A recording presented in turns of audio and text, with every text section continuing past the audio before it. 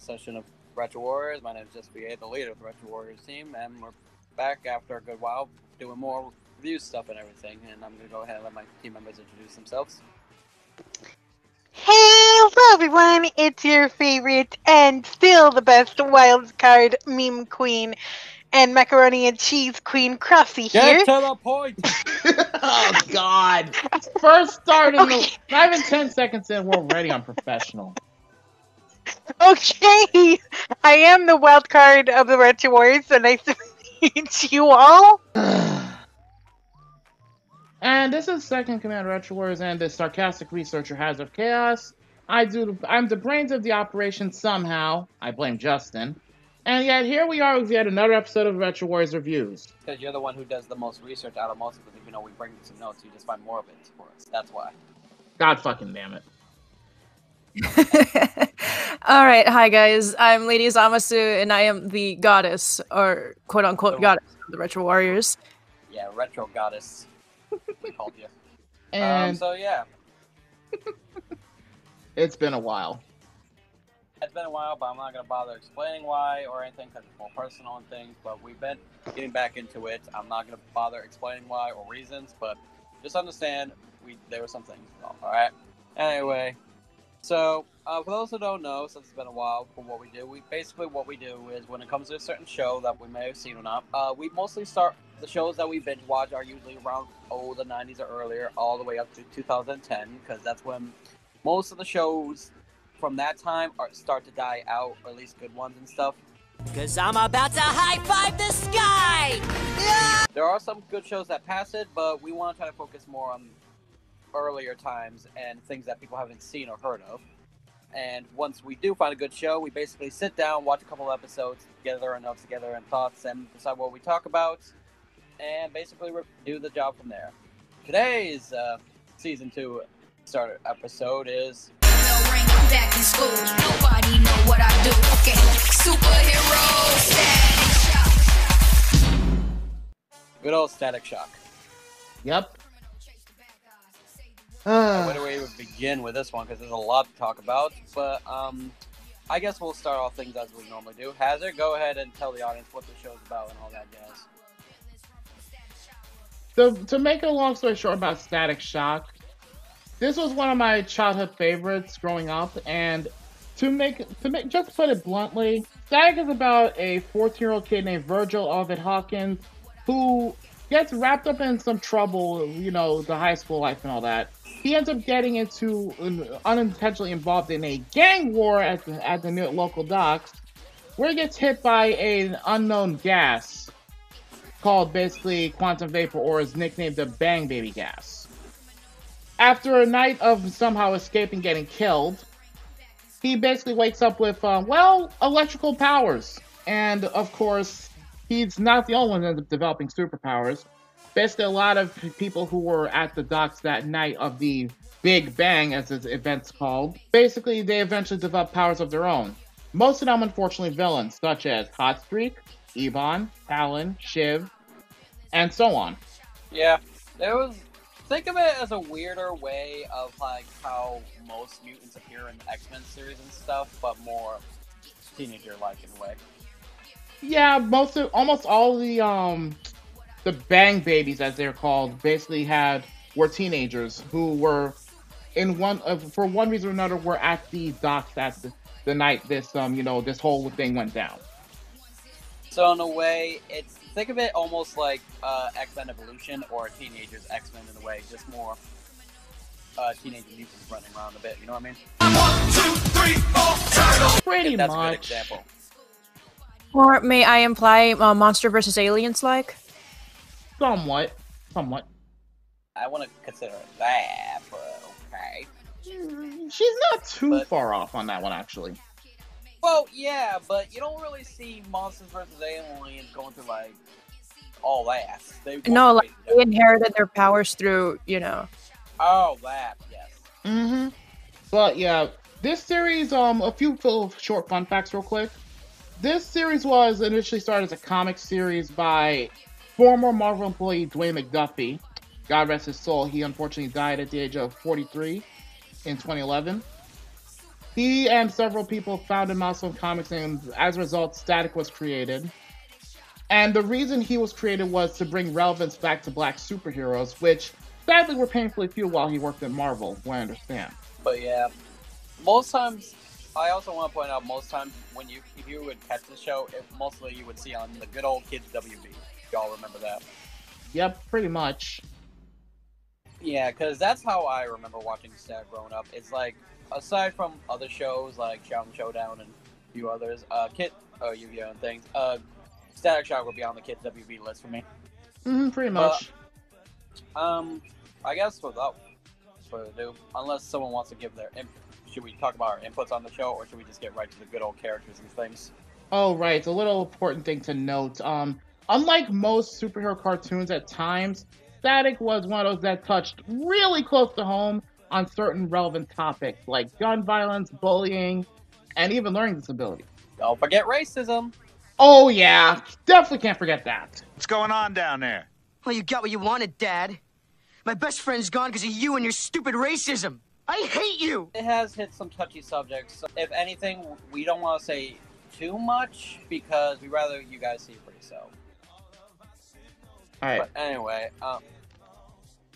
I guess, well, should anyone give their inputs on the show, or should we just get right to the characters and things? Okay, I might as well just say this much. I'll try and keep it brief. Personally, as a kid, some of the topics I didn't really, they somewhat went over my head because for me, it was just, a normal cartoon and such, but some of those topics like basically racism and such, they really hit close to home. And like it or not, Static is good for teaching life lessons, even at this day and age. So I actually have good memories of this series, in my honest opinion. Crossy, anything you want to add into this or not? I mean, from looking at it first glance, I mean, the show was kind of like, I always thought the show was kind of silly from the first season and stuff. But when it got to season 2 with the hard episodes that I can remember, like, it just freaking, like, this was like a game changer for all cartoons, since it teaches life lessons and shit. Mm-hmm. Zammy, what about you? I have a lot. I have never, ever heard of Static Shock before until these guys told me about it. It's really nice. It's touched on subjects that actually are very complicated, even until now. With the whole, I'm not even going to talk about it, but it's still relevant, even if it's old. It's really nice. Mm-hmm. Just like any early 2000s cartoon would have been, well, depending on which one you're looking at. Where is it? Where did he go? Remo! Not again. And now back to Static Shock. I guess before we get into that, let's talk about the good old characters of the show. Let's start off with our main protagonist here. Okay, so as I said, this series centers around Virgil Hawkins, who basically becomes a superhero named Static. He's only 14 when he starts off his career as a superhero. Virgil is a very relatable character because he basically was bullied a lot by, well, future supervillain Hotstreak, who we've I think we've unanimously decided is a dick. I just want to point out, not only was he bullied a lot, he had a rough life growing up without a mom and stuff after certain thing. To make a long story short, his mom unfortunately died in the line of duty as a medic. I know what you've gone through. I lost my mom too. I could show you something even cooler. I could show you a real gun. What? My dad bought it. For protection. Want to see? No! I hate guns! My mom was killed by one. It was an accident, but listen, I gotta go. This is because of gang violence. So technically speaking, his mom technically died due to gang violence, and ironically, he gets wrapped up in it himself, and which results in his powers. So something that he hated with a fiery passion ended up leading to something he enjoys, which is being a superhero. But essentially, Static has a lot to his name as a superhero, even as a teenager. He actually goes on to achieve quite a lot for such a young age. At one point, they teased the idea of him joining Teen Titans, but That never came to pass. And not only that, but he's also worked with several local and not so local heroes outside of the Justice League. But point is, he's worked with many heroes and stuff, but if you're gonna compare Stack to certain heroes and stuff, you could probably compare him like that in the comics, but when it comes to the TV show, well, yeah, it's not much to work. I'll say this now, the comic books are a lot more intense compared to the cartoon, by a long shot. If anything, the cartoon, as controversial as it was toned down. Because everyone knows when someone writes a certain book or things, and most people make movies off books or comic book series, they're not going to go exactly word to word on it. They will be accurate with certain things. For example, like on the Spawn comics, when they made the Spawn anime series. It wasn't fully accurate there and here and there, but they did their best with it, and they turned out great. With Static, on the other hand, they did some good things, yes, but there are some big key things they cut out. Yeah, again, because of certain very sensitive topics, as Zammy mentioned earlier. And the thing is, while most people may not realize this, technically speaking, the term metahuman, which is mentioned a lot in Justice League and in Static itself, technically speaking, Virgil's the one who came up with that term, even though they originally were going to go with mutants as a joke. I feel like they could have gone better. I feel like that's a better name than the whole term Bang Baby thing. Well, to be fair, Bang Babies were literally just referring to those who were at the Big Bang, so there you go. Well, yeah, but you know how people can take that the wrong way and shit? True. Especially in this community. Ain't that the truth. Next Point on is, though, go ahead. But like I said, Virgil's a good hero and stuff. He's got some great potential, but he just has a long way to go until he's... Yes, he does. But at the same time, he kind of has a soul. Like, ever since he got a superhero, like, in some episodes, he became a superhero in some episodes, like, he has this, like, ego thing. Like, he's egotistical, like, not self-centered, but... Which is normal for a teenager. I mean, I'd actually have to agree with Crossy, because if you guys remember that one episode when he took his girl out on a date, she actually got injured. I just want to point out, things about superheroes, love life is never going to be easy for you, especially with secret identity. It's not just in the comics, but it's proven in many shows and other comics as well, because, like, here's the thing, that's why people have secret identities, or they try to not get to love lives when relationships, because they're going to, if you get come at it as your normal self or as the hero, villains are going to just take that as an advantage, if anything.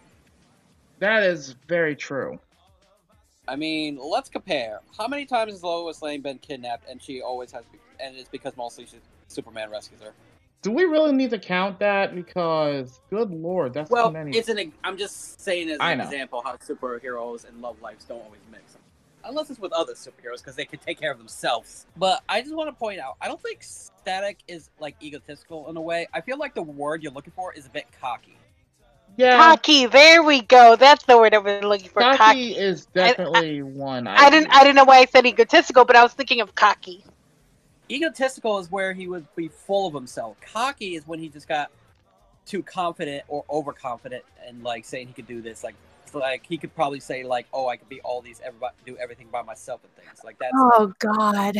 You know this isn't the way, Static. Hey, Puff got that girl hurt. Bad. Instead of handling business, you were showing off again. That's how she got hurt. You're as much to blame as Puff. To be fair, though, in Static's case, he's had no choice but to do it himself. Well, yes, but I mean, like, he's done it without being overconfident, is what I'm saying. All right, but I think we're stretching a little because we supposed to give a brief look over on these characters. Right. He's a good kid. He's a good kid, but he sometimes get things out of hand, just like I explained earlier.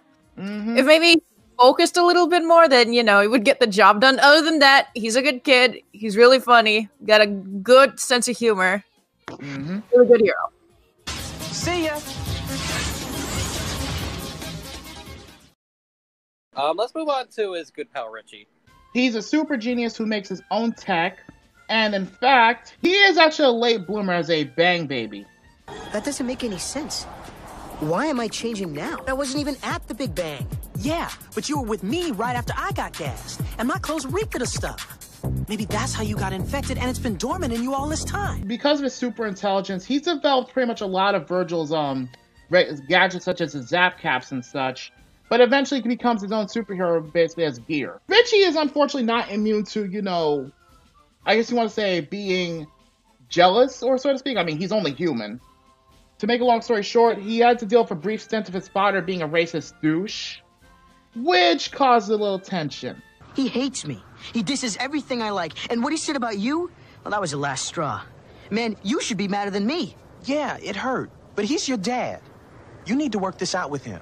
Not after what happened this time. And as for the jealousy part, I can understand it a bit.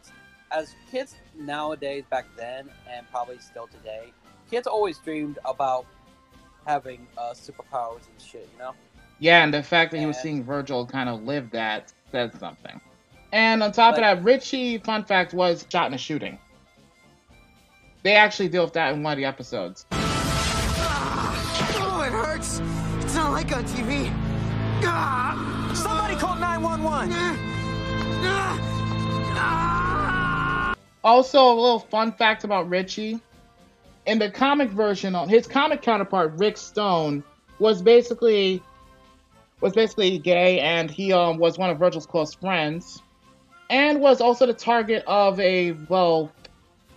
basically a hate rally.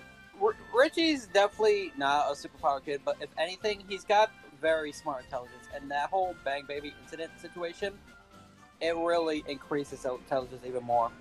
Pretty much, and that was literally because, as Virgil theorized and was proven correct on, because some leftover bits of it from the chemical he got accidentally soaked with rubbed off on Richie.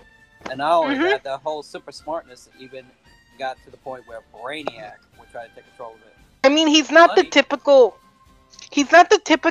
like, cliche, like, oh, the superhero sidekick kind of thing. Like, it's not the whole typical, oh, like, best friend stays on the sidelines kind of thing. No, he actually proves himself on helping out. If you think about it from the start, just not in bigger ways until much later. I mean, he invented, like, his weapons that Static could use in season 1. I mean, that would give you some subtle hints that, like, the whole Bang Baby bits that he got kind of, like, is in there, but it's dormant still. Actually, if you think about it, it was a gradual effect, but Zammy, your thoughts? Gear is a more redeemable character. He's not unlike any other sidekick, more of like just standing there, I need help, until, you know, the big guy needs some help. He actually invented crap, helps out, but at the same time, he kicks some major butt and not just, you know, stands there and does nothing. Yeah, he's a very impactful sidekick. Not like any other. Kind of like the Sailor Scouts in a nutshell. When they're useful. Okay, now you're just about to start something that you don't want to start. You don't. Yeah. Let's not stir up that pot, please. Yeah, let's not talk about that right now. Yeah. Let's cross that bridge. Let's get to that when we cross that bridge. Right now, you're watching Static Shock. Coming up next is an all-new episode of Brave Master. And later, Toonami takes off with Dual Masters.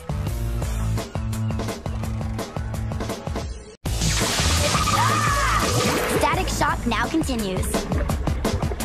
I think I know a good character we could probably bring up that's appeared in a couple of episodes but has some significance. That would be? Rubberband Man. I mean, there's a few good reasons why I could say he's got some good things, but I'm going to let you explain his origin thing a bit. Well, as his name clearly implies, he's basically made of rubber. He can stretch himself, shapeshift. He can even jump to extreme heights. He's made of rubber! How did that happen? Yo ho ho, he took a bite of gum gum. Fucking hell! Yeah. God fucking damn it. He's actually was a villain at one point, but he actually had good reason to be. He'd been essentially, his biggest run was to, you know, become a music star.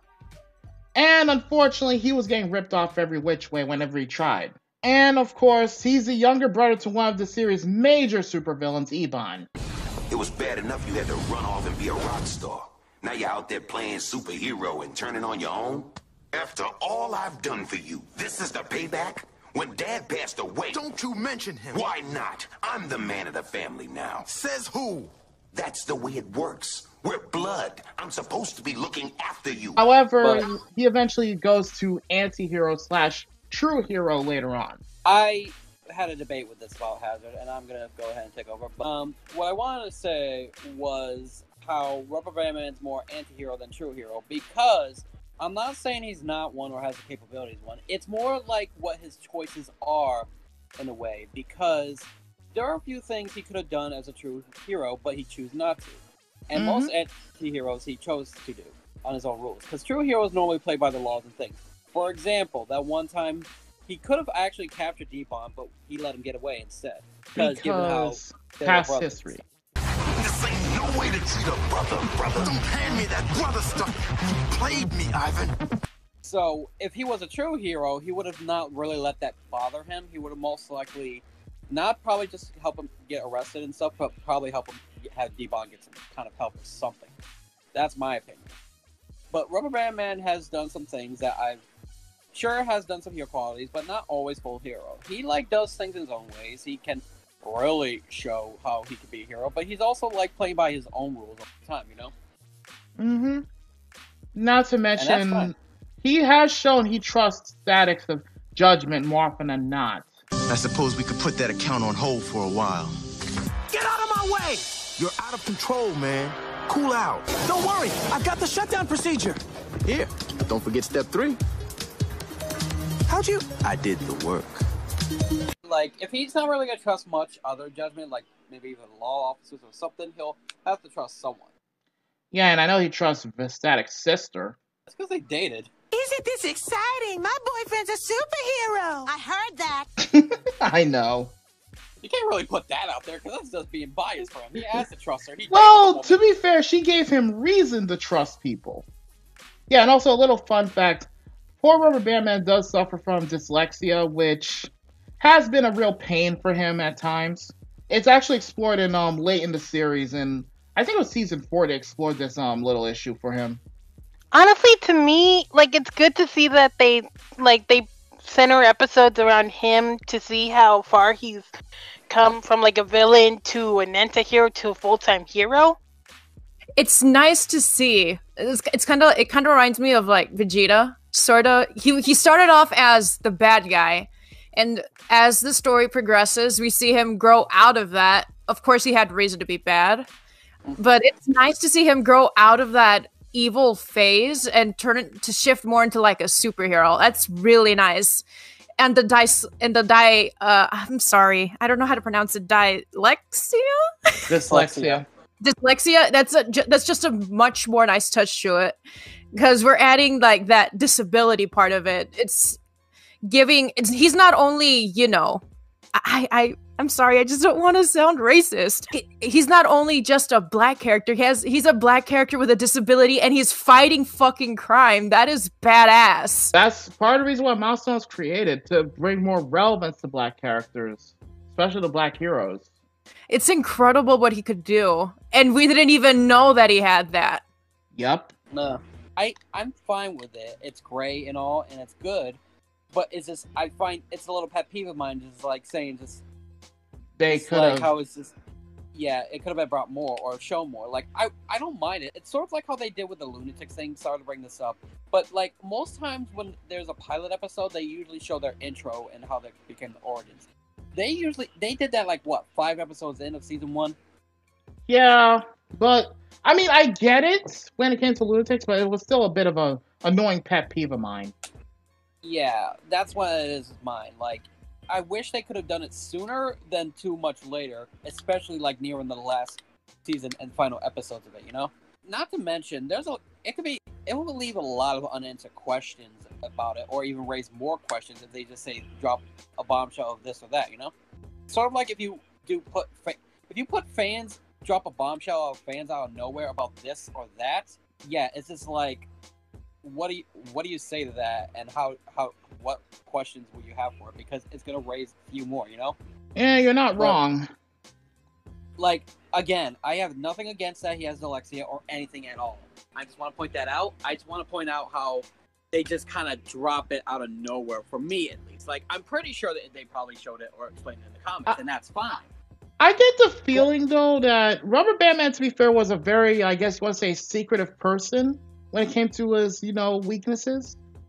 Well, yeah, but most characters secretive about every weakness. For example, Static's is a well-known one. Weakness is if he runs out of power, he can't really generate Yeah, but I meant like more like I guess you want to say emotional weaknesses and the dyslexia. Like I think it actually adds more to his character, but we could probably discuss that a little later. But I just want to point out the fact, like, yes, some characters have some hidden things and stuff, and they don't show later. But they sometimes just show it right in the episode, right at the beginning. Most times, where they show the hidden weaknesses. But that's just my thoughts and opinions about it. But yeah, Rubberman's cool. High five. Not funny. Is too.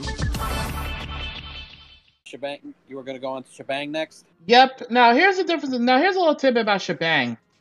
Like, okay, for one, she's not an actual Bang baby. She's basically an artificially created human, technically. I wish I were a Bang baby. You're not? Then what are you? Her powers obviously include increased strength and agility. And because of both her past in general, her origins, and her parents' overprotective nature, she's been constantly forced to move around to avoid being captured and used as a guinea pig. She does occasionally team up with Virgil and Richie, and she actually wants to do something positive with the power she's been given. And while she had a lot of potential as a main character, she wasn't guaranteed much screen time because of mixed responses from both production team and the fans. Reminder, this is back... Most shows back then always will have mixed reviews about certain characters. Some you'll hate, some you'll love, some you're on the fence about. You just don't know where you want to put yourself. Especially if it has to do with female characters, like being in an all-guy team. Well, it's not just that. There's been many times that people are fine with females in an all-guy team or something like that. For example, Kiva with Coop and Jamie. But if I was gonna... I want an example of like how most people's ratings or reviews affect certain things. Let's take a look at Lord Zed from Power Rangers. He was one of the most scariest villains ever to appear on that TV show. But when moms complained about it and stuff, he just turned into a weenie. And I'm sorry to drift off from different shows for examples, but it's kind of like how I like to show what I mean and make a clearer enunciation of it. You know what I mean? Shebang's interesting, but I can't really say much about her because they don't really give me much to work with. She only got literally like 4 episodes throughout the entire series. Correction, 3 episodes. Actually, there was supposed to be 4, but yeah, like they don't give much to work with Shebang character development wise. Like she got a lot of character development, but I feel like she needed more screen time personally. But that's just me. Like I'll admit she's cool and some stuff she does here and there, especially with the parts with her parents and things and all. But again, not much to work with. Well, there was going to be a ship rant, but I kind of let that slide. I mean, to me, it was pretty nice to see like a female superhero actually fighting alongside the protagonist. I know we see that much in cartoons, but at the same time, we don't see that anywhere like back then than like we do now. You know what I mean? It was less frequent back then, yeah. I'm gonna go ahead and say this. She got me so confused the first few freaking minutes, thinking she was a freaking Bang baby. Trust that me. Is fair. Oh, when I first saw Static when I was a kid, I thought the same damn thing. So you're not wrong to think that. Oh, cool. She's a Bang baby. Nope. She's got like that Captain America super strength going on for her. Yeah, what I was about to say. Yeah, I think though she was kind of like a slight nod to Black Cat from Spider-Man. So I could be wrong about that. Considering Black Cat has similar abilities. She was more of the Captain America, or like you said, Black Cat of the Static Shock verse. Yeah, it's really nice. And a twist, because we'd expect everyone in here to be Bang babies, and she's not. Yeah, pretty much. You guys are the absolute... ribs! Crushing the ribs! Sorry. Sometimes I don't know my own strength. Well, we'll be happy to remind you. Magoozy's almost done for the day, but Static Shock is still charged up. Codename Kids Next Door is coming up next. And later, the grim adventures of Billy and Mandy are on the way.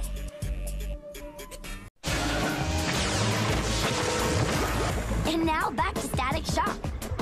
Makes you ponder a few questions, though, if we're really going to be talking about this. Normally, this whole thing started the Big Bang and stuff, right? Everyone gets the powers from the Big Bang. Now, here's a question. Given all the people we've seen with powers and shit, it makes you ponder one thing. How many fucking people were there at that site? According to the number wasn't fully confirmed in the cartoon, but in the comic it was confirmed up to 500 kids were at those docks that night. Okay, hold on. It was a gang war. So you're telling me it's in the comics it's like 500 kids, right? Yeah, give or take, and plus a few other people. Yes, because there was clearly more than just kids in the show that got contaminated and become a bang baby. Yep, like there was an old man who got bang baby powers as well, just by being in the proximity. At my age, it's rather odd to find oneself a baby again. A baby? However, instead of gaining powers of my own, I can only give them to others, as I did with Run and Jump, and as I did with you. Now, here's my problem with all this and stuff. Most of that stuff in that Bang Baby War and stuff in the show started because Virgil got into this like gang fight and things like that. And because of he joined those guys that protected him from Hotstreak and all that. Mm-hmm. But now here's my problem with this. Like, that explosion, usually people would thought this, only those guys would be affected by it because you saw them in the hospital room where they've been mutated and shit like that, Yep. you know? Some of them got a lot more exposure than, safe. Yeah. But the problem is with my problems with this is, like, how the fuck was the explosion radius big, or was, like, everyone legitimately hanging around that area at that time? Because some people were there purely by circumstance, actually. Right. Yeah, like, I guess that would make sense, but it just kind of irks me in a way, like, so many people got their powers and stuff, and yes, people would say bang babies, is like, were they even there during that? And if so, actually, I can tell you this much in the comics, though. From the comics alone, this is probably true for the cartoon as well. Unfortunately, out of those 500 some odd people that were, confirmed to be in the vicinity of the docks that night, because again, most of them it was a big fat gang war. The problem is that out of all those people, there were roughly about 50 some odd survivors. Some of them died. Like, and by some, I mean a lot. So you're telling me about 500, you said 500 kids in total or so, was... Give or take, yeah. 500 kids, give or take or so, were completely... 500 kids or so were in that explosion, and you're telling me only, like, legitimately 50 survived? Because apparently the gas was so toxic for so many. I mean... So you're... For what I understand... you're legit... Go ahead. I just want to point this out. You're legit telling me, Crossy and Zammy, and everyone that's watching this video right now, about 450 people died near that? Mm-hmm, because it was a mutagenic, it was a very mutagenic and experimental chemical. For what I understand from the comics notes, the police were told it was supposed to be some experimental semi-radioactive paint that would tag gang members, because gang violence was a huge problem in Dakota. I'm just so confused and concerned with this show here now because, like, you have to know the cartoon toned it down. I know I shouldn't try to compare the show and the comics, but seeing how they based it off the comics, but it's so concerning knowing, and it's more concerning that you know more about it, like, especially with the whole 500 people incident. Like, what are your guys' thoughts about that? I had to do a lot of digging on basically comparing notes and crap to the comics. And I actually found a lot of those notes by pure chance when I was digging around for info about the cartoon, ironically. Because I was trying to see if there was anything I missed when I was doing the research, putting the research notes together. So yeah, that was a clusterfuck for me. I'm like, holy fuck. Almost 500 some odd victims, give or take a few. And we have so many possible deaths out of all of that. They either probably died from the gang violence or from the gas, because either way, it's still pretty fucking bad.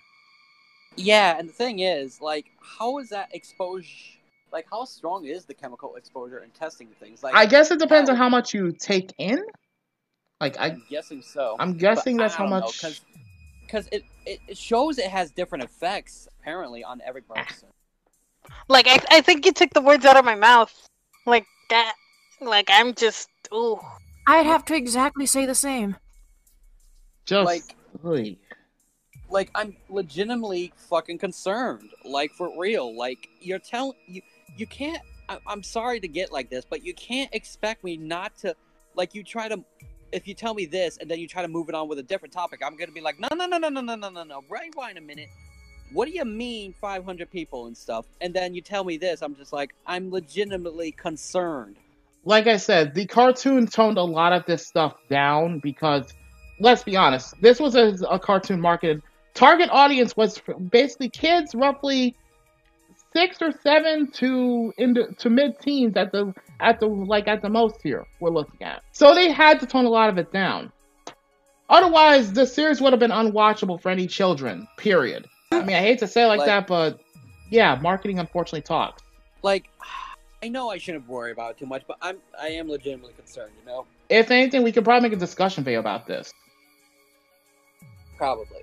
Stay tuned for when we choose to do that, folks, okay? Yep.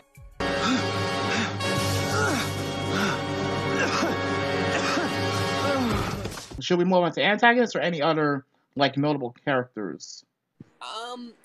Here's the problem with that. I want to point out, there's a lot of characters to work with. I'm thinking we're going to move on to the villains, but before that, thing is about the whole notable characters and stuff, given how they have, like, one sole episode dedicated to them and everything, and they just kind of been forgotten about later since, you know what I mean? So there were quite a number of people that could have easily been better, like, developed better as characters. Like, you know... Mm-hmm. Like, there's some characters that I think I just better off not seeing. For example, what's that one bitch who wanted class president and turn everyone to fucking zombies? She was a villain, and that was Madeline. I would have been happy if she was just in one episode and that was it. She had 2. She unfortunately had 2. Yes, I just could not stand the bitch. I literally. Point. She was so annoying. I think this clears us from going into the villains territory because she is one of the villains in this series. Yeah. But first, this review is sponsored by Bitch Away Spray. Got a bitch problem? Spray the Bitch Away Spray. But yeah, we'll probably go into villains because I don't remember any much other anti-heroes from my head mostly.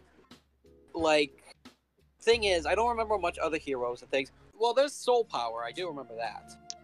Mm-hmm. Well, technically he was an ally, not a villain, but... No, I meant, like, I couldn't remember any other hero or anti-heroes. That's right. Oh, there was one other. Anansi. He was basically an African spider hero, actually. Oh, I remember. The guy who was he's the illusion master.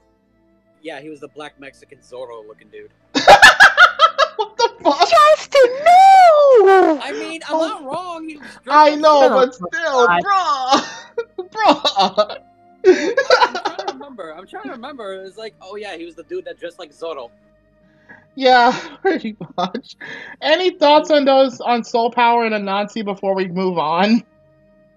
I got nothing to say, but given the Soul Power, it makes me think of a fucking episode of Boondocks. That's all I gotta say. I can't fault you on that. I honestly can't fault you on that. And as for Anansi, he's cool, I guess, but not much to work with for me to like him that much as a character. Fair point. I think you kind of took the words out of our mouths again. Yeah, you covered it all. Yeah, we're just sitting here with our umbrella hats. And in before Crossy puts in the Soul Power dance. Okay, so back to the antagonist. We have Ebon. Well, actually, before we can go to Ebon, one little tidbit about Madeline for anyone who might be curious. As much as we all hate the bitch. Basically, her powers were originally mind control. And telepathy. But after Static zapped her, she gained new powers in their place. So, like, she lost her old powers and gained new ones. Like, remind me, what are her new powers again? Telekinesis and limited magnetism. So it went from bad to worse. Got it. She was basically the evil Jean Grey of Static. Grey. Even though Jean Grey was kind of evil because she had, like, Dark Phoenix and Spider. But moving on. At least she didn't turn to Dark Phoenix. Not yet. Well, but, yeah. You know, that girl was just too pushy. Hey, I ain't touching that one. I don't really hate her. I just find her so annoying because she thinks she's all of that. She's so egotistical. She's fucking power hungry. Bitch, be gone. Oh my god. I was like, suck a dick, suck a motherfucking dick. Please. I can't. She clearly has problems that she needs help with and stuff. Oh, indefinitely so. Like, she has to go. I mean, you think the rehab and anger management would have fixed her, but no, not at all. Moving on. Legitimately, only of all the female villains that only interest me or I actually find tolerable or likable is fucking Talon, and that's saying something compared to the others. Ugh. What about Aqua Maria? Isn't she the girl with the fucking sharp nails and shit? Oh, no. You're thinking of Nails. Aqua Maria was a girl who basically manipulated water. And at one point was Hotstreak's girlfriend. Hotstreaks. She was the one that was stuck in that little experimental thing, and we're trying to turn her back to normal, but then Hotstreak came and decided to fucking ruin that.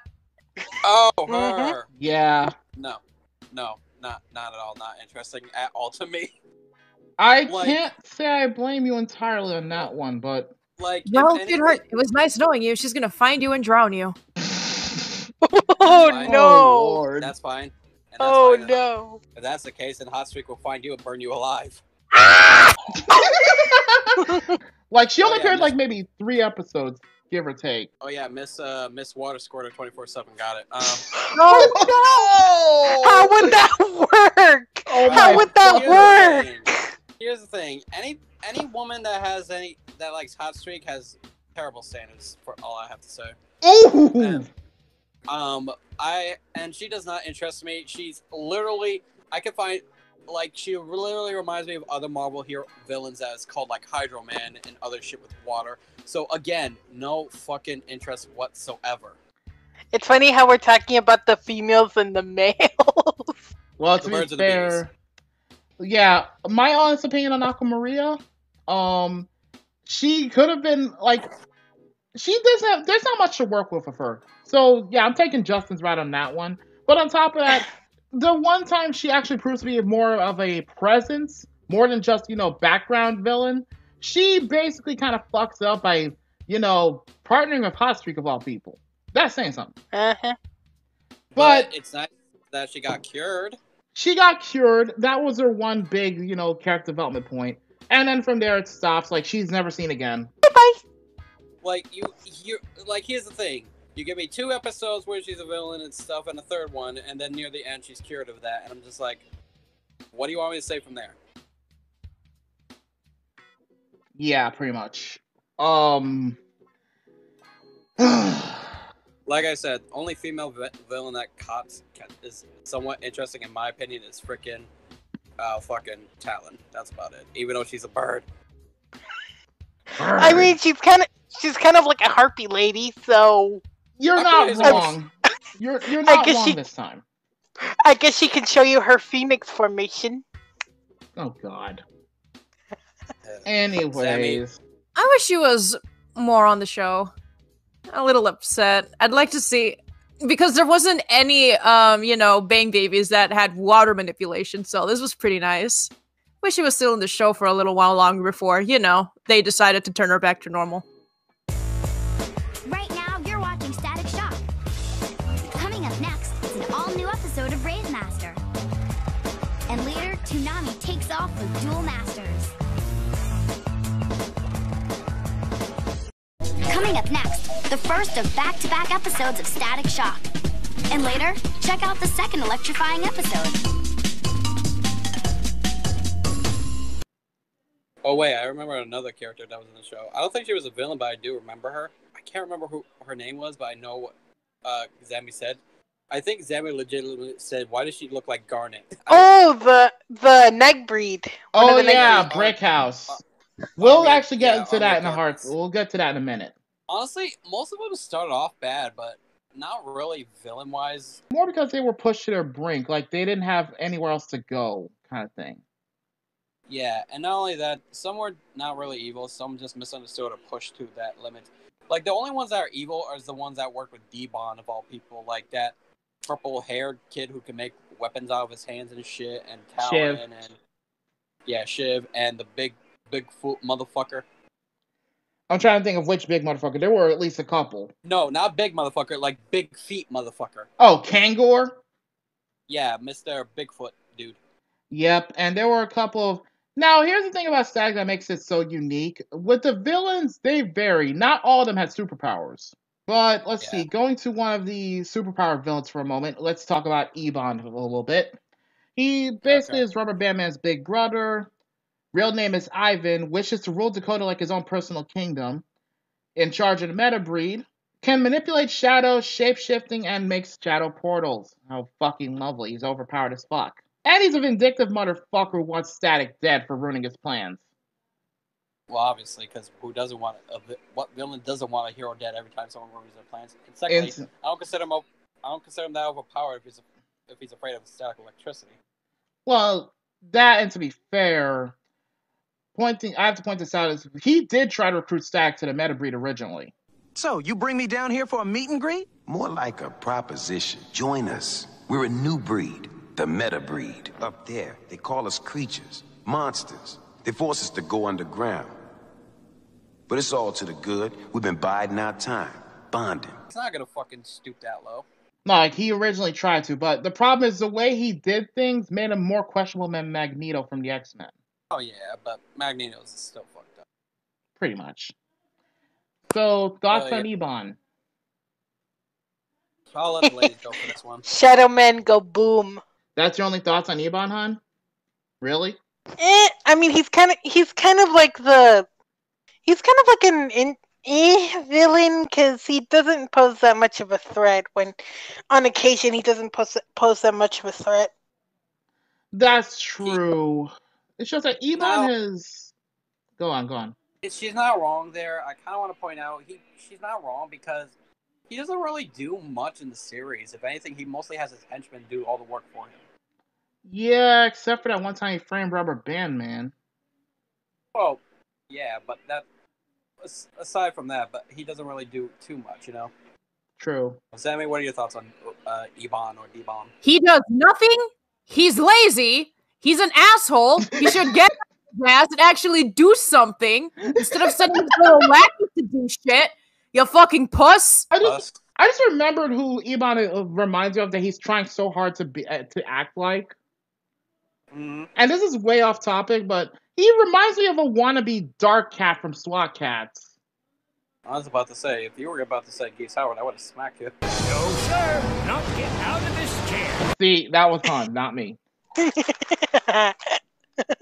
Also, he's and infuriating. He was infuriating, yeah. Yeah, like, Ebon is, like I said, he's a vindictive asshole.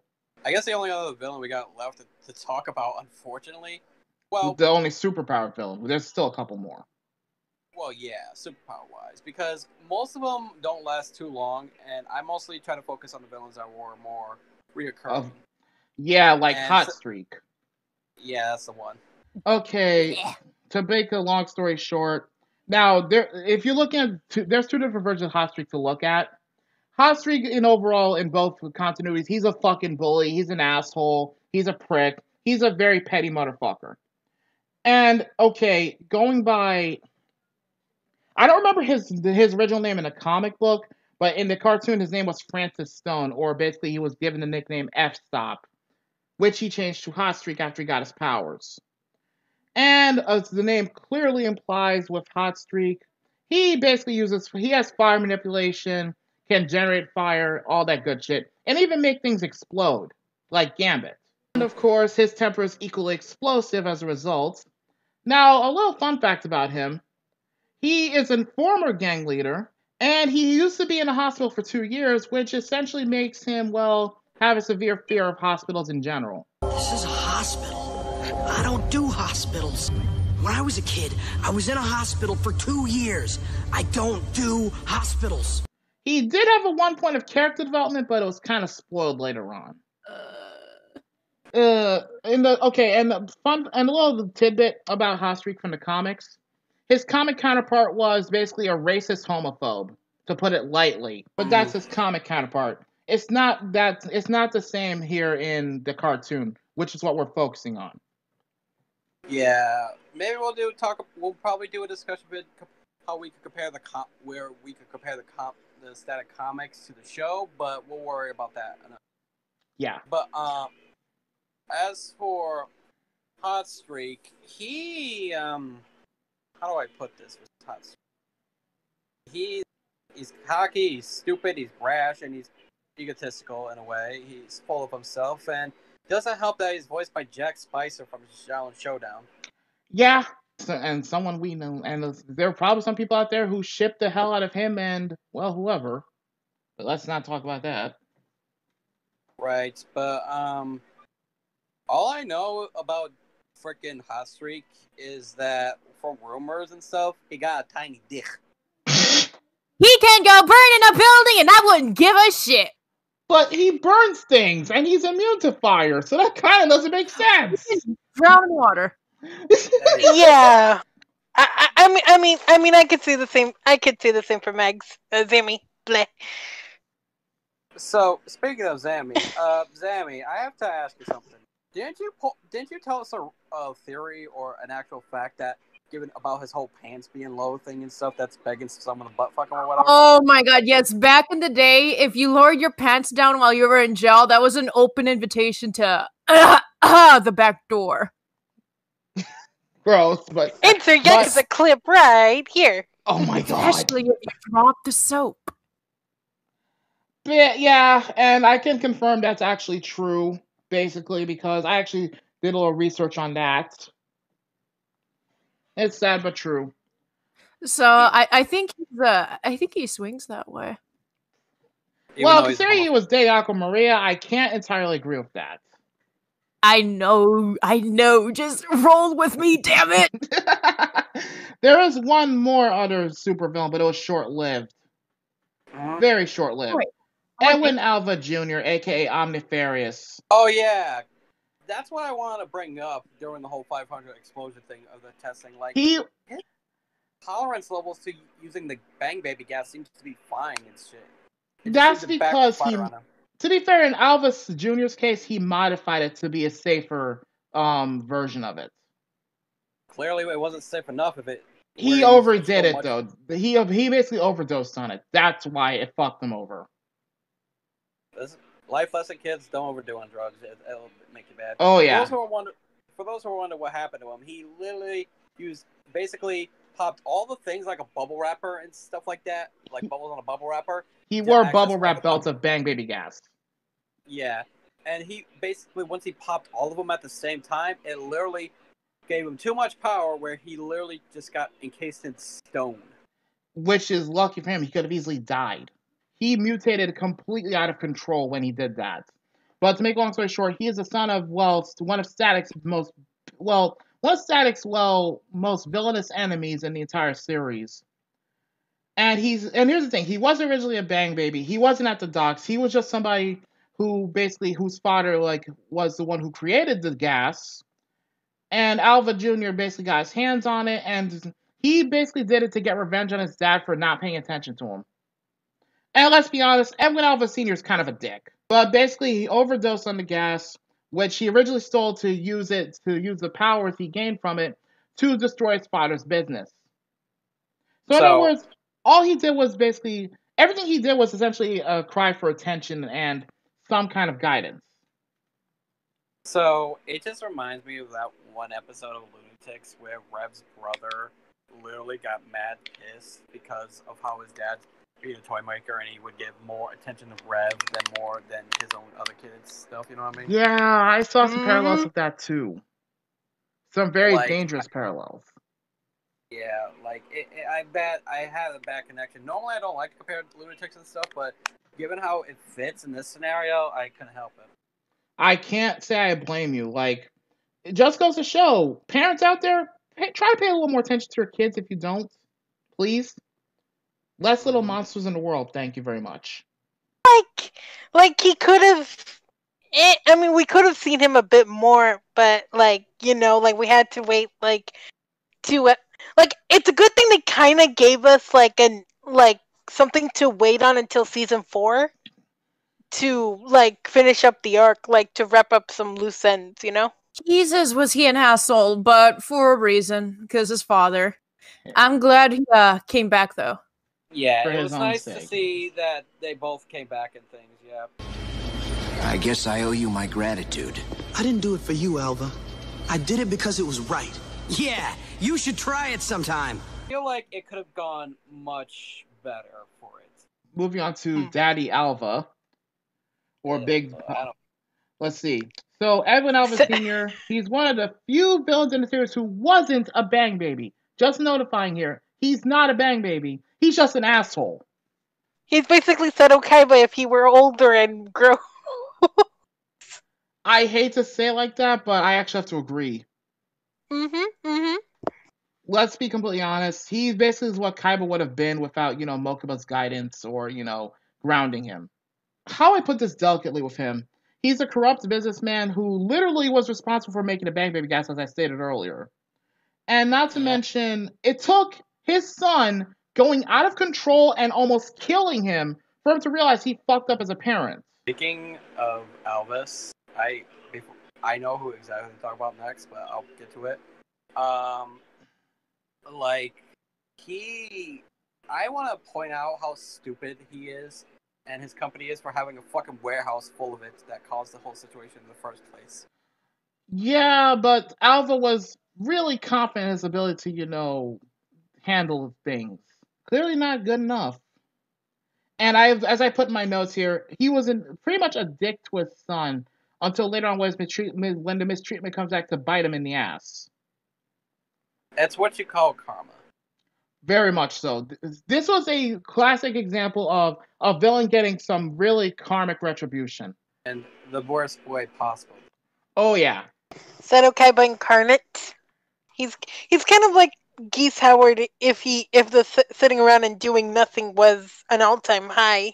Well, to be fair, Alva actually, did stuff himself too, so you can't really say he's that much like Geese Howard. He's just, like I said, he's just kind of a dick to his son because his son kept disappointing him. Okay, not like Geese Howard, but said Okaiba if it was 100% dickish. Let's just say it's a characteristics of both and leave it at that, and all the worst parts of them. Took the words right out of my mouth. So, Zammy, any further thoughts on Old Man Alva? Just to show, please take care of your fucking kids. Like, Edwin Alva Sr., he feels like a blatant advertisement to take better care of your kids. Just please. This is a great fucking example. Please look after your fucking kids. Or at the very least, try to make sure they actually stay on the right path. At the very least. Please. Next, it's Supercharged Static to the rescue on Static Shock, followed by Yu-Gi-Oh! And Ozzy and Drix on Kids WB.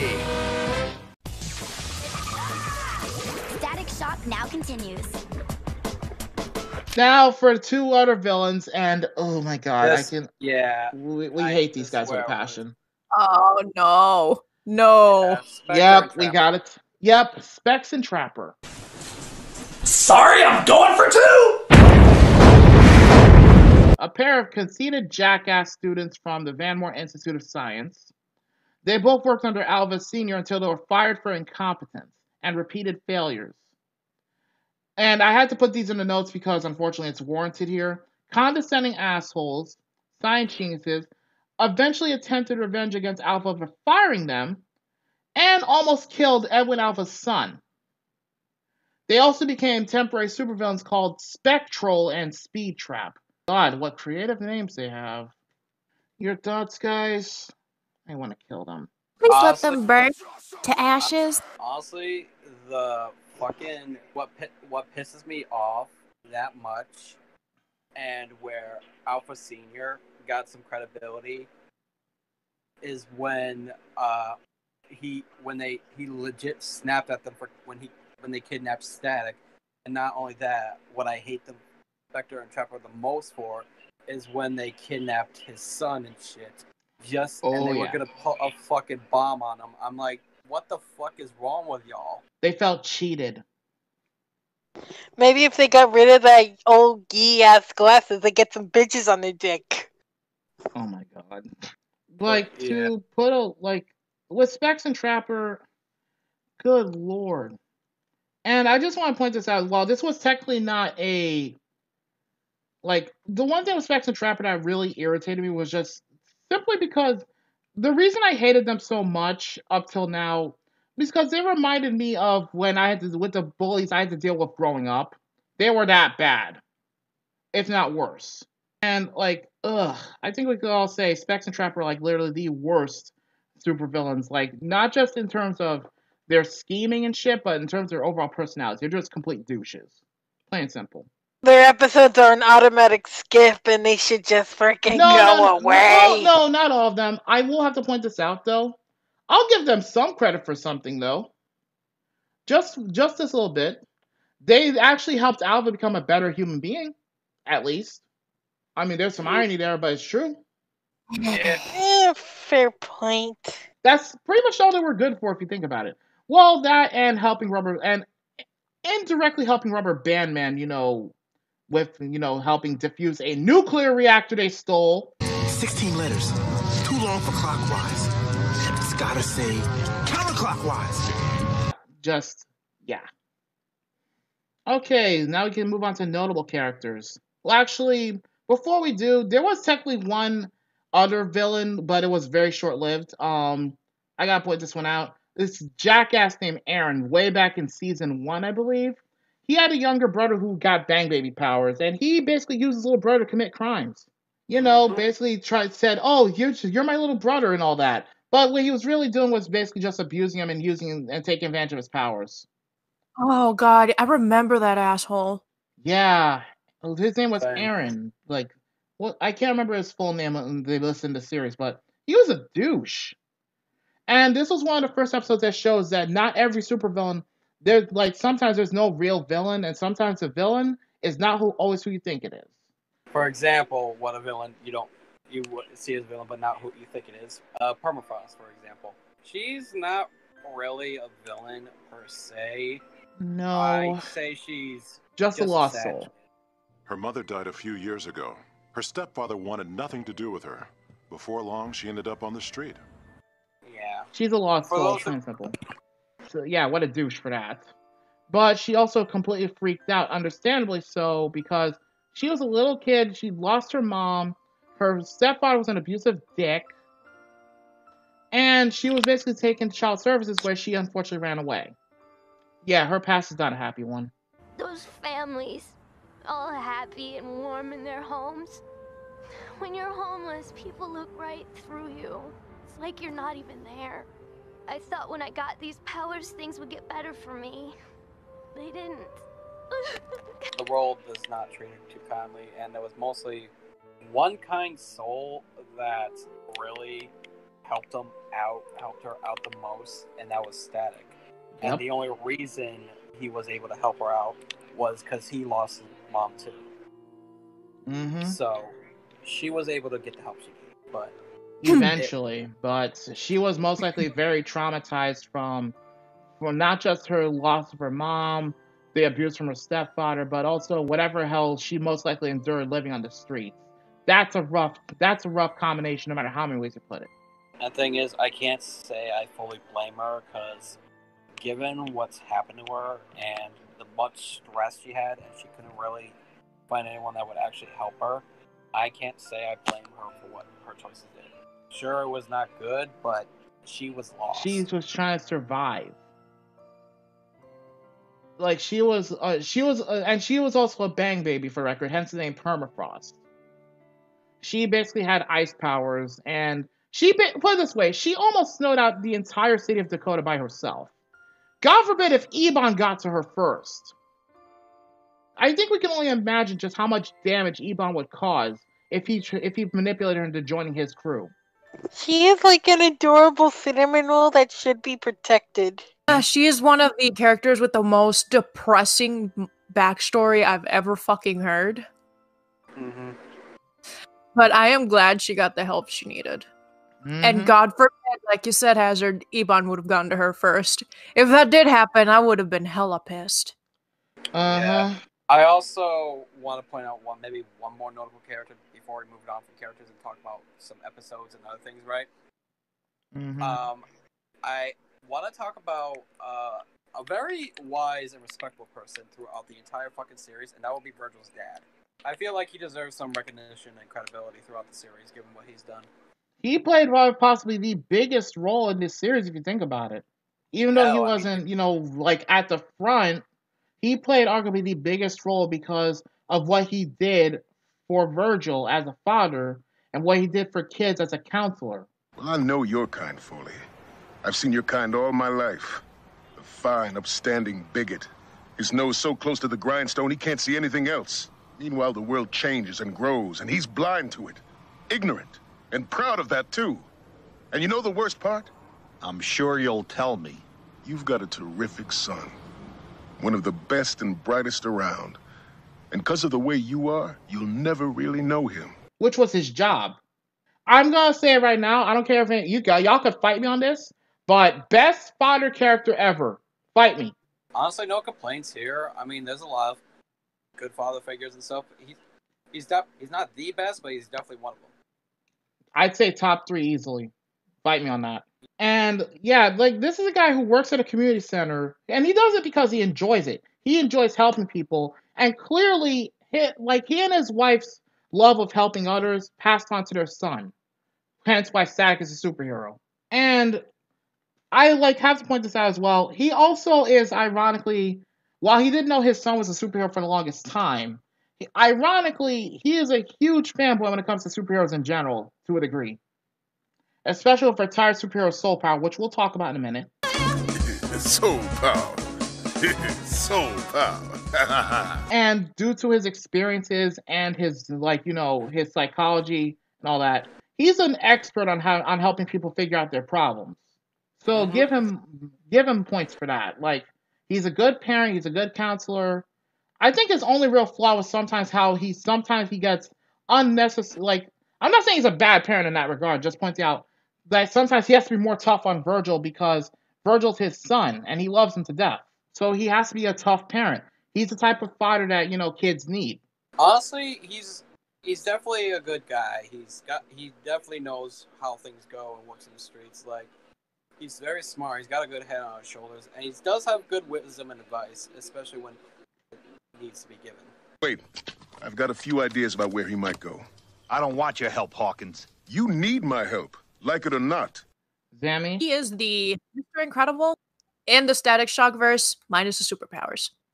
Yeah. Ain't that the truth? Crossy? He's pretty much a good character and a good and gives good fatherly advice to Virgil, and it somehow can leave an impact on you as a viewer, if you're old enough. Not only that, but I have to point out how he says it straight to the point.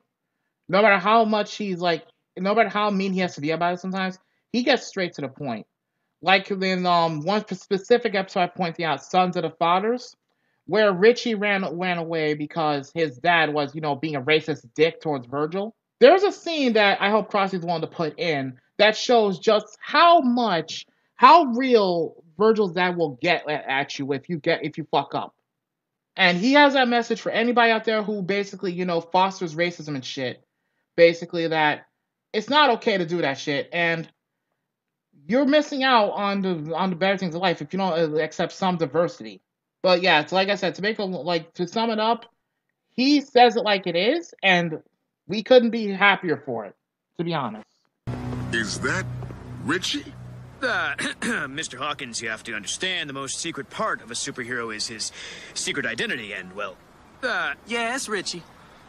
Hi, Mr. H. And that's Robert Hawkins. The next one to discuss, Jean Hawkins, his unfortunately deceased wife. She did play a major role in the series, despite being, technically deceased. Just summing it up, she's Virgil's mother who died in the line of duty as a medic, as I mentioned earlier. She refused to turn away from danger or doing the right thing. And she was unfortunately killed by a stray gunshot during a citywide riot several years back. Hence how Virgil, lost his mom. It wasn't like your mother to hide from danger, Virgil. She was dedicated to her work and to helping people. Nothing would stop her from doing that. And she had a stubborn streak too, just like her kids. Got that right. Thing is, what really was the heartbreaking moment was the episode. Yeah, there was an episode where Virgil got the opportunity to go back in time to hopefully save his mother. And while to a degree he almost succeeded, unfortunately it wasn't enough. She still died, but the last thing she said was that her son was her little superhero. So he did some good. Here's the thing about this. Even though time travel is kind of a doozy. Here's the thing. There are going to be two ways of how time travel is going to work, okay? Mm-hmm. One of them is the butterfly effect. If you change it, something bad's going to happen. We all know this. Mm-hmm. But there's the other type of time travel. Well, I'm going to point this out. That was an ending of Mortal Kombat 11 or something. Where, here's the thing. No matter how much time or effort you try to change this or that, it's still going to happen in a more worse way or a different way possible. It's going to happen eventually. You won't be able to escape it is all, you know what I mean? Mm-hmm. So yeah, be careful and mess with time, kids. Mm-hmm. As a time patroller, you can prevent history. Go away. Yeet Trunks out the window. Fuck out of here. Anyway, like, any thoughts or opinions on, like, Gene Hawkins, basically? Like, a nice mom. She's a nice mom. She is nice, mom. Right now, you're watching Static Shock. Coming up next is an all-new episode of Raise Master. And later, Toonami takes off with Dual Masters.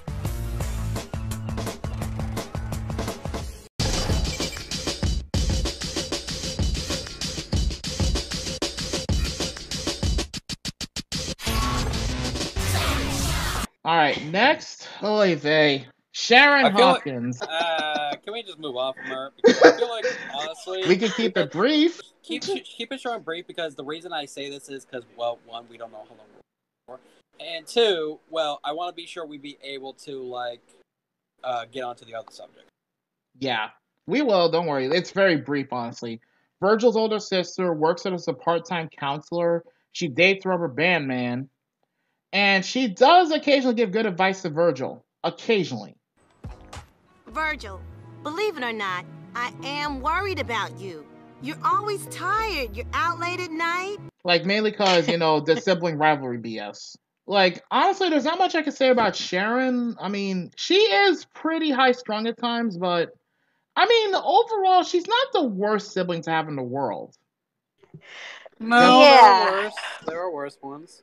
She's just a terrible cook. Yeah! My stomach! At least according to Virgil. That's the pancake comment I made earlier. Right.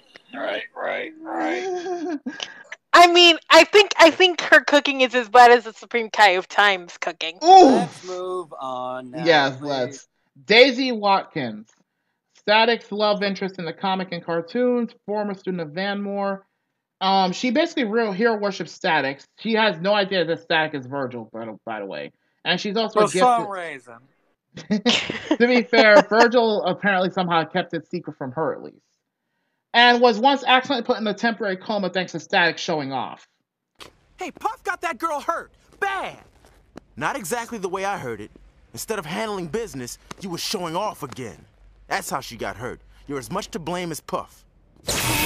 Hence why Zammy mentioned earlier about, Static basically Virgil going on a date and accidentally getting Daisy, hospitalized. Yeah. Oops. Kind of got out of hand there, bro. Instead of showing off, you could have, done something else. Honestly, all I have to say about Daisy, like, I have nothing against her. Like, she at least tries to keep Virgil grounded, to her credit. She has tried to keep him grounded. It's just not that simple. And as Justin pointed out, love lives and hero business do not always mix well. Honestly, not much else to say, because there's not much else to work with her, given how she's just that one schoolgirl who has a thing for Static and all. Yeah, much like You know her what I mean? best friend, apparently. Me love you long time? No. Happy ending? No, please no. God, no. I agree with Justin Zammy, there. Zammy, your thoughts? She's a nice girl. She's a nice girl.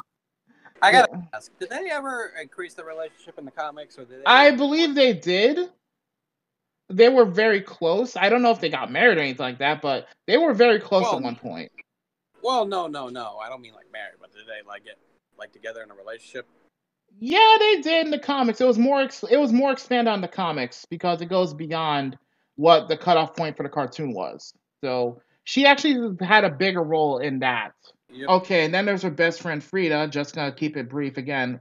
Former crush of Virgil's. Basically, is a school news reporter. In the comics, however, here's where it gets a little different. She was Virgil's best friend, not Richie, and she also dated him for a short while too. And then there's this character was only in literally the first episode. Supposedly he's dead. Okay, basically in the cartoon they don't explain what happened to him, like he just went to jail, whatever. But basically, a guy named Wade, big dudes, always protected Virgil from Hotstreak. This was before, superpowers. Recruited Virgil more as a means to protect him from Aesop's constant bullying. I like you, Virgil. You're funny, and you're smart. But keeping Francis off your butt takes too much of my time. One day, he's gonna catch you out there and I won't be around. Sick dude like him, who knows what he'll do then? In the comic books, however, he was murdered after a drug deal that went bad. I wish I was joking about that, but I'm not. All the good ones have to fucking die. Well, I wouldn't know if I'd call him the best guy in the world, but he did try to look out for Virgil, though, because they were old friends.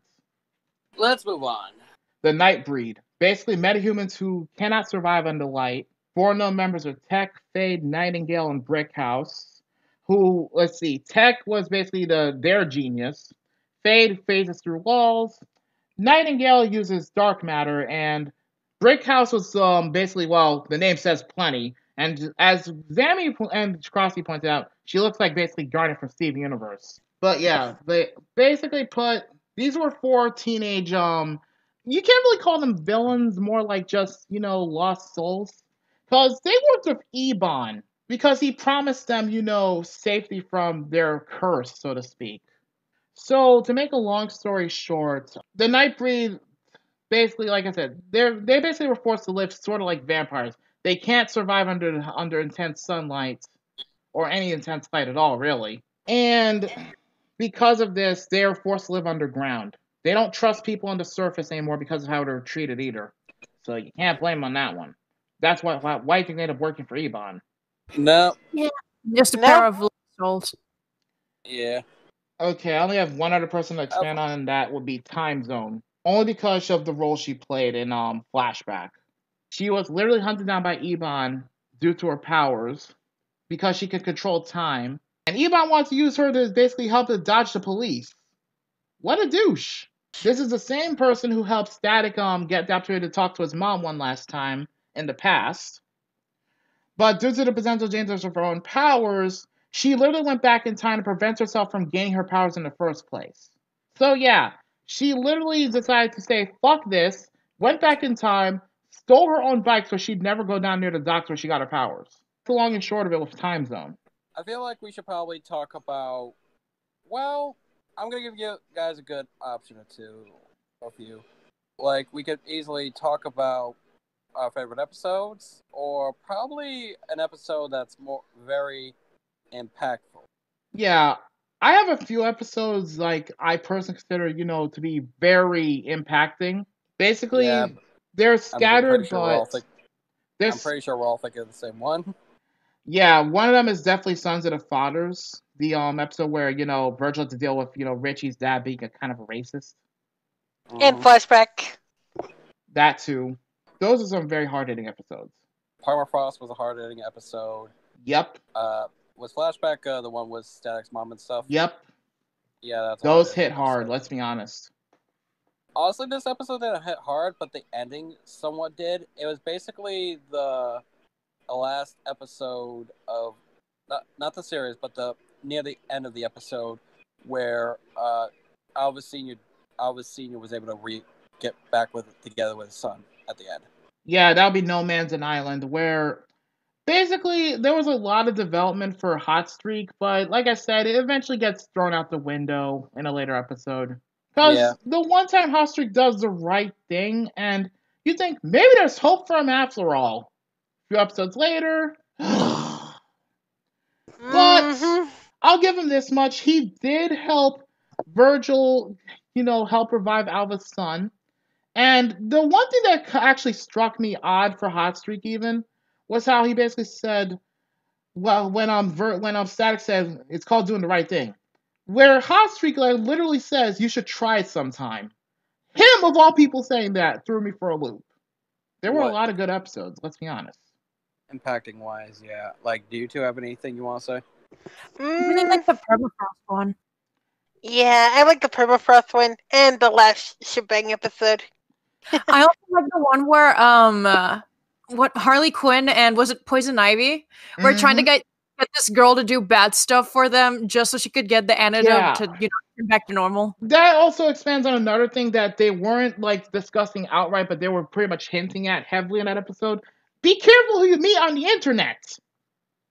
Yeah. You could say that the same thing about meeting people on Craigslist. True. Oh, God. Another episode that stuck out big time to me, the Sons of the Fathers episode I mentioned earlier, because racism was a big thing. It's got even more worse today. Yeah, that and the Permafrost episode. And well, I gotta say this one as well. Where the rubber meets the road, which was where Rubberband had to deal with his learning disability. Those really stuck out, but the one that stuck out even more so to an extent was literally the episode Jimmy, where this kid's getting bullied and he brings a gun to school. That was very visceral. And this was toned down from the comics, guys. And not to mention hearing the voice of Billy going through that. Oh no. Alright, so what's next on our agenda, oh glorious leader? Well, we could talk about favorite characters. Okay, I'll let y'all go first, because I'm pretty sure y'all know what mine are going to be, easily. Virgil, Shebang, and Time Zone. Can't blame you. All of them good characters in their own right. Shebang, Static, Richie, Permafrost, that's pretty much it. Justin? How about you, Damir, as well? I think about it real quick. Okay, fair enough. This was a hard call for me because there were a lot of good characters in Static, overall. So I had to narrow it down to just 4 on this one. Virgil is clearly my favorite, but believe it or not, he's actually second to my most favorite character. My most favorite one would have to actually be Robert Hawkins, his dad. He, like I said before, he is one of the best cartoon dads out there. Fight me. Because he legit knows how it is. He's been there, he's done that, and he imparts the words of wisdom to his kids and whoever else is willing to listen. And for that, he's also a very good parent, despite, losing his wife all those years ago. He's still able to keep moving forward. And what really touched home, what made him an overall favorite, in my eyes, was literally the episode when he figures out Virgil is Static. Wasn't hard to figure out. Why else kidnap me to get to Static? And maybe in the back of my mind, I've always known.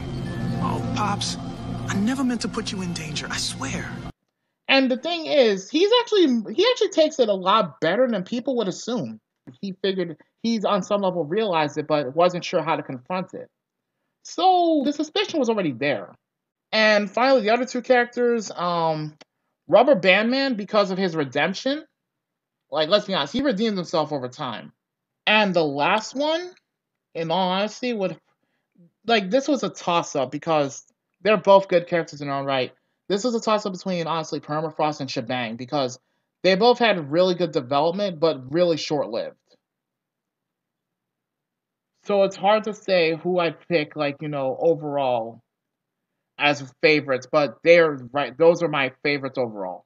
I have nothing against Gear. It's just that the other characters stand out a little bit more development-wise, in my book. So, favorite character-wise, Virgil, his dad is definitely on there.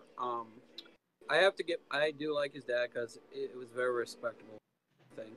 Rubberband Man's definitely a favorable and likable character on this list and everything.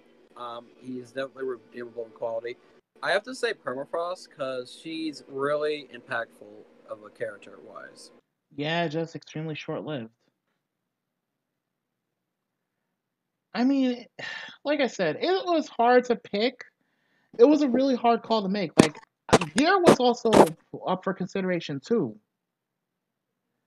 But that's what my list is, and that's what I'm gonna have to stick to because, like I said, I've got nothing against Gear. He is a phenomenal character in his own right. It's just these other characters had a big impact, especially Robert Hawkins. Like, he had possibly the biggest impact in the whole series, and he's not even a superhero. That's the hilarious part. Anything else before we continue? Not really. I think we could probably almost wrap this up here and talk about our final thoughts and everything like that. Well, we also got the characters we don't care for. I have a strong feeling I know at least a couple of characters none of us like. Specs and Trapper? Ew. Yeah. Same. And the reason I don't really feel like we should even talk about the subject is I'm pretty sure we all have a couple similar ones we all hate already, so it doesn't even really matter. I have 3 I don't care for, like, outright, besides Specs and Trapper. Ebon, because he's an asshole. Well, duh, that's an obvious one for all of us here. Yeah, but also Puff and Ox, because they're just so goddamn forgettable. Ox, I can handle. Puff, I hate. Why? Is it because it's because you blow smoke in your face? Like I just don't like. I Her just bad don't find her breath. interest. I just don't find her interesting, and she's just kind of annoying. I don't blame Wave you. spray to the rescue. I figured you would have said Madeline, but I don't blame you with No, Puff I and hate. I still hate Madeline, but Puff is just as annoying as well. She's not as bad as Madeline, but Yeah, I can't fault you on that. Zammy, any characters you basically despise? aside from The fucking Hotstreak, twins. Specs and Trapper. yeah, I was about to say anyone aside from Hotstreak.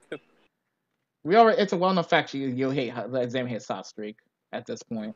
Like any others besides the twin jackasses? Hey, Bon. He needs to get off of this fucking lazy ass and do something instead of commanding his little fucking ants to do shit. Get your ass up and fucking do something. I think that covers like characters we don't care for. I think we're all in agreement here. Like, I only have one other to add, and that's literally that one jackass Aaron I mentioned earlier. The one who basically used his little brother to commit crimes. He can go fuck himself. Y'all will see what I mean if you watch the series. Him too, fuck him. Anyways, as Justin was saying, final thoughts? Like, anything else of mention? But yeah, I series- already know most characters that I hate, especially we discussed in this review. But there's not much to work off of characters I hate. If anything, I can't really hate a lot of villains because since they were just one time and they were just mild annoyances. Like the only other character I would hate is that one kid who uses his little brother for power and went to get money and shit from a bank. Yeah, like a lot of the villains, so to speak, were not really villains. They were more lost souls who literally had nowhere else to go or nothing else they could do. Honestly, I like how this series was not afraid to push the envelope on certain topics that kids needed to know about growing up. Like all the shit I mentioned earlier, racism, gang violence, bullying, school shootings, like bad parenting, family relationships in general. Like, this series touched on all of that and then some, and they did it fucking beautifully, in my honest opinion. Not to mention all the redemption. When the redemption is done, it's actually done well. I mean, I don't think any of us can deny that. Like, characters... Sir, here's the thing. If you're going to have me hate a character, you got to give me a good reason to. Ebon, Spectre Trapper, and Melanie gave me good reasons too, you know what I mean? And... Go on. One-time villains aren't going to cut it, especially if they're going to appear. If they're reoccurring and they're going to give me reasons to hate them, like Spectre Trapper with their constant annoyances and willingly kidnap their former boss's son and blow him up, yeah. You got my hate list. You got my shit list. Yeah, Specs and Trapper are just assholes, but like I said, like the way I see it with this series, like I said, when the characters are redeemed, they do it right. I'm not entirely sure what they're doing, like how they're doing it, but they do it right. I agree with you. Anything else you want to add to that? Nope. You sure? Yeah, I'm sure. All right. Like I said in the beginning, this even if it's old, it's still extremely relevant with what we deal with on a daily basis today, with racism and all of that other stuff. Not to mention the shooting stuff. It's still occurring, and it's really surprising. So it's a good watch. It's a nice series. If you're willing to dedicate time to it, then highly recommend. It's really nice. Like the series kind of holds, like the series pretty much holds up to, and kind of deserves not like a series renew, because like the season 4 finale, no, but like a rerun at least, just to see what fans were missing. Which they finally got recently. I mean, thank God, but still. Another thing I have to say about this series, in all honesty, like, if you, like, basically expect to have some major field trips throughout certain episodes that we've mentioned already. And don't be surprised if you see them pushing certain topics that people today may not be too comfortable talking about. Don't be afraid to, still stick by it and still keep going through. You'd be surprised what you'll find. I mean, yeah, it's 52 episodes. They were going to give it a 5th season, but then Warner Brothers, in their infinite wisdom, canceled it because of honestly the most ridiculous reason I've ever heard of. Because their toys did not sell.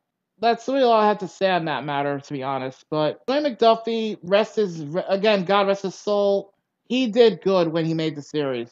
Anyone got some final thoughts to share before we wrap it up? Good show, aged like fine wine. Perfect good show, like a French kiss. A chef kiss. Honestly, this series, like, I've enjoyed it when I first watched as a kid, and even looking at it differently and now as an adult, I still enjoy watching this series. Plain and simple. I don't think that's changing anytime soon. If nothing else, this series does deserve a continuation. Notice I said continuation, not a reboot. It deserves a continuation to wrap some things up that were left open-ended. That's just how I feel. The show Age had a good run and stuff. I'm just sad. It was just kind of sad. It just didn't end in the way it should have. You know what I mean? Yeah, because there was a lot of potential, especially with that little subplot of Virgil's dad. He was finally in the know. And he basically had opportunities to find out before then. But it's good he was in the know. It kind of sucks that we don't get to see more of that, expand. If nothing else. Wait, how did you... I just scraped some gunk off the charger contacts. See? Thanks, son. Have a good day today. I think with that, we could wrap Static Shock to a close here. All right, so what's the one question we always ask at the end of these reviews, good sir? As leader, as always, I have to ask at the end of the show, does this show still hold up today after watching it all? Honestly, yeah. The episode's still impactful. It's got some good laughs, got some good material. It makes me wish it was more, but it just kind of just like stop, you know what I mean? Yep. At least it didn't go bad like how Teen Titans ended. Yeah. But yeah, this series definitely holds up very well, even though it aired way back in 2000. It's been 20 years. It still holds up, so they did something right. Yeah, they can't get rid of us that easily. Who wants to give their score first? 10. All right. For once, I have to agree, because usually I'm not like, I'm not even being biased on this. This series definitely deserves a 10. Because even with the, lack of content in some areas, it's still very good. It still has a huge impact. So it definitely deserves a 10 out of 10 easily. 10 out of 10. I'm sorry to say I have to give it an 8 out of 10. That's fair. It's not like it's not like I don't like it or nothing at all. It's just, here's the thing. There's so many unanswered questions to work with, and not only that, like you said, more content that could have been pushed out, and sad to say it was ended the wrong way. Like, I'm not saying I didn't like the ending of Static Shock, not at all. I personally loved it. But I felt like there could have been more, or there's some stuff that could have happened, or more questions that needed to be answered, you know? Mm-hmm. Like, it's not a perfect show. There was even some episodes that were just not necessarily needed, or just there, just to fill time slots, you know? I hear you. Like, I do enjoy the show very much, but I don't think it deserves a perfect score, and some people may not agree with me, but that's my opinion. I love the Static. I grew up with it. I've seen all of it. I loved it still. But I would give it an 8 or a 9. I just can't give it a full 10 because here's the thing. Yeah, because certain parts missing and whatnot. Yes, and there's a lot more to work with. If you asked me if this when I was younger, I would have said it was a 10 out of 10. But seeing how I'm growing up and my tastes have changed and I have to be more observant with these shows, especially reviewing it wise, I have to be an honest and fair, accurate score. I know you guys would say 10 out of 10, and some of you may judge me for it. I know Crossy probably is, but I have to have my reasons. I know. And here's the thing. When I weighed my score, I weighted knowing all of this. That, for better or worse, Dwayne McDuffie at least left a huge legacy behind for us to pick up on. Oh, absolutely. I agree. That's why I didn't give it way lower score, and that's why I say it's an 8 or a 9. I just wish there was more to work. Yeah. But I'm just glad it ended in a good way, you know? Yeah, they did the best they could considering they got canceled at pretty much a very abrupt time. So they didn't have time to work on NFL Season 5. Had they not been canceled, I imagine it would have gotten a much better wrap-up. I mean, like I said, I'm not even using any bias about this show to give it a 10. I'm literally weighing in everything, and that's the score that I've come up with. If it had to be any lower, I would give it a 9.5. But my score is still more or less staying at 9.5 to a 10 out of 10. That's my honest opinion. I mean, the most important thing is that it leaves an impact. But I think that's a good final closing statement. All right, guys. Well, if that's the case, we're going to call this a Retro Warrior episode here. Sorry this took so long, but like we said, busy things we're not going to mention. Not to mention... But we're getting... Go ahead. Mm-hmm. Like I said, we're not going to mention why we've been so busy, but there's a few things like life and drama, but we're not going to get into it or talk about it because personal reasons. Mm-hmm. But we are getting back into track and things, so we'll most likely try to get into routine where we even actually have the next recording set up and ready, prepared for when we're about to talk about it. You'll find out when that is. Well, I'm glad we're back. We're back in this. This is your favorite Crossy, and if you guys enjoyed the episode, be sure to like, comment, and subscribe for more, and share with your friends. We appreciate that. Okay, this is your sarcastic researcher and chaotic artist, Hazard of Chaos. Basically signing off, and don't be afraid to subscribe to our channels, share this video around, and all that good stuff. Just don't be and again, please develop your own opinions. Don't just go off of ours. I will be very annoyed if y'all come at me with, oh, but you said this, so it has to be true. I don't want to hear that shit. Say it like it is, or don't talk to me at all. Again, this is entirely out of our own, out of the information that we took ourselves and how we interpret it. It doesn't have to be the exact same. So you develop your own thoughts and opinions, and we have our own. I would like to have an intelligent conversation, not me basically having to deal with a parrot. This is the retro, quote-unquote, retro goddess, Lady Z, signing out. All right, see you guys next time. And this is your Retro Warrior leader of the group and stuff, and we will see you all next time for when we do it next time on Retro Warriors. Take care, everybody. Later, bye-bye. For the next time on Retro Warriors. Well, why don't we check it out? Next time, you'd better watch or else I'll really cause some trouble.